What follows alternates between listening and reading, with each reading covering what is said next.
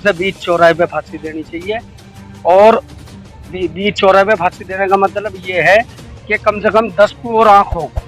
जो ऐसा गलती काम कर रहा है उनके पूरे के पूरे परिवार ही खत्म करेगा। उसने मुझे हिंदू बता के अपने प्रेम जाल में फंसाया। जैसा अरेस्ट कर लेती है, अरेस्ट करके छोड़ना नहीं है, उनकी प्रॉपर्टी को तो नीलाम कर दे, अपने कब्जे में कर ले और उनके जो मकान है बुलडोजर चलवा दे योगी की तरह। अब मुझे धमकी दे रहा है कि जो श्रद्धा का हाल करा है ना और मेरे से शादी करने की ये करेगी तो मैं ऐसी करूंगा जो श्रद्धा का हुआ है दिल्ली में। उसको पब्लिक के सड़क बीच में देवे, पब्लिक ही करेगी मरम्मत, प्रशासन तो छोड़ दे। उत्तर प्रदेश के मेरठ से एक युवती को श्रद्धा सा हाल करने की धमकी देने का मामला सामने आया है। बताया जा रहा है कि मेरठ के पल्लवपुरम निवासी एक लड़की वहीं पर बुटीक चलाती है। एक युवक विशेष संप्रदाय संपर्क रखता है जो शिवम बनकर रिलेशनशिप में रह रहा था। उसने युवती से 8 से 9 लाख रुपए ठग लिए।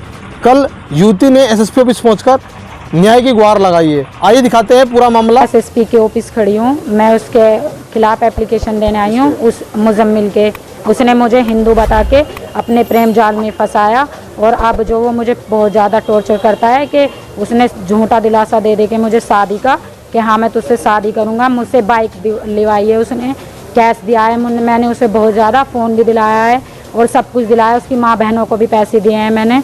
और जो वो अब शादी करने के लिए बिल्कुल मतलब ये कह रहा है कि नहीं करने का, मैं तू गंदी लड़की है, मुझे बहुत ज़्यादा गंदा टॉर्चर कर रहा है। वो कितने साल से आपके साथ वो 2 साल से मेरे रिलेशन में है। कैसे टच में आया? वो हिंदू बता के वो मेरे टच में आया, मेरी दुकान पे आता था। मेरा नाम बताया था उसने? टिंकू और शिवम। बाद में क्या पता लगा? बाद में अब मैंने जांच पड़ताल शुरू करी तो पता चला कि वो मोमडन है, वो पल्लवपुरम वो का रहने वाला है, डबल स्टोरी ऑटो चलाता है जी। मेरा अपना बुटीक है, मैं अपनी बुटीक पे काम करती हूँ। तो उस पता नहीं उसने क्या समझ के मेरे साथ, मैंने उसे मना भी किया था मैं तुझसे बात नहीं कर सकती। उसने मुझे धमकी दी थी कि नहीं करेगी तो मुझसे बात तो मैं तुझे जान से मार दूंगा। अब क्या धमकी दे रहा है बाप? वो अब मुझे धमकी दे रहा है कि जो श्रद्धा का हाल करा है ना और मेरे से शादी करने की ये करेगी तो मैं ऐसी करूँगा जो श्रद्धा का हुआ है दिल्ली में। 3 बार उसने मेरा आभूषण करवाया सर। ये पल्लवपुरम थाना क्षेत्र अंतर्गत रहने वाली एक महिला के द्वारा आज थाना पल्लवपुरम आकर एक तहरीर प्रस्तुत की गई है, जिसमें उसके द्वारा बताया गया है कि एक मुस्लिम युवक के द्वारा अपना हिंदू नाम बताकर उसके साथ विगत 2 वर्षों से शारीरिक संबंध बनाए गए हैं। प्राप्त तहरीर के आधार पर थाना पल्लवपुरम पर समुचित धाराओं में अभियोग पंजीकृत किया गया है। अभियुक्त को पुलिस हिरासत में लेकर पूछताछ की जा रही है। सर अभियुक्त का कोई अभी पता लगा क्या बैकग्राउंड है? इस संबंध में जानकारी की जा रही है। उनके परिवार के परिवार ही खत्म करे जा। जो ऐसा गलती काम कर रहा है उनके पूरे के पूरे परिवार ही खत्म करे जा। बस यहाँ पे आकर कहानी थमती है। ये लड़की ना तो किसी धर्म से विलोम है, कुछ नहीं। जो इस लड़की के साथ अत्याचार हुआ ये सबकी लड़कियों के साथ हो रहा है, चाहे वो हिंदू हो या मुसलमान हो। जो ऐसा कार्य करता है, ऐसा दुर्व्यवहार जो दुर्व्यवहार करता है, उसे बीच चौराहे पे फांसी देनी चाहिए। और बीच चौराहे पे फांसी देने का मतलब ये है कि कम से कम 10 को और आंख हो और ये बात उजागर होनी चाहिए बिल्कुल पूरी जनता के सामने। कम से कम कुछ लड़कियां और बची रहे, चाहे वे मोमडन की हो या हिंदू की, बहन बेटी सबकी एक जैसी।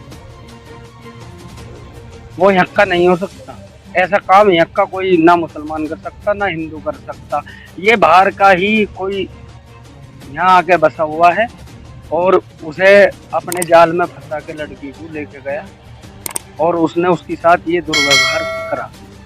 और ये बहुत ही शर्मनाक और दर्दनाक हादसा है पूरे पूरे पूरे देश के साथ है। ये एक समाज के साथ नहीं, ये पूरे देश के साथ सबसे शर्मनाक हादसा है ये, दर्दनाक। और इस दर्दनाक को अगर हर माँ देखेगी, हर बाप देखेगा, जिसके बेटी होगी और जिसके नहीं भी होगी वो भी देखेगा, तो उसे सोचना चाहिए कि आगे क्या हालत हो सकती है इस देश की हमारी बेटियों के लिए। जैसा अरेस्ट कर लेती है, अरेस्ट करके छोड़ना नहीं है, उनकी प्रॉपर्टी को तो नीलाम कर दे, अपने कब्जे में कर ले और उनके जो मकान है बुलडोजर चलवा दे योगी की तरह, बुलडोजर चलवा दे और उन्हें कड़ी से कड़ी ऐसी सजा दे जो आगे 10 आदमियों को भी यूज हो कि ऐसा करने से ऐसा नहीं होगा।